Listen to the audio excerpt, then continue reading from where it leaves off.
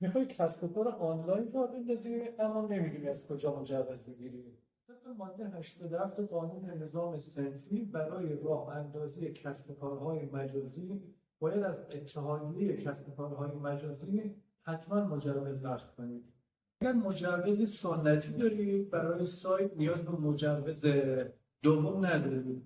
منتها اگر مجوز سنتی نداری یا اینکه سایت اینترنتیتون درگاه پرداخت داشت باید از مرکز توسعه تجارت الکترونیک اینماد یا همون نماد اعتماد الکترونیکی دریافت کنید.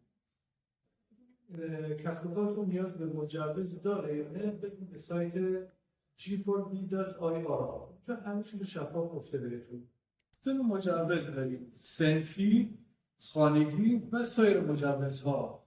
در سایتی که معرفی کردم تمام شرایط، مدارک و هزینه‌ها و کارهایی که باید انجام بدیم گفته شده. ضمناً وام حمایتی هم داره.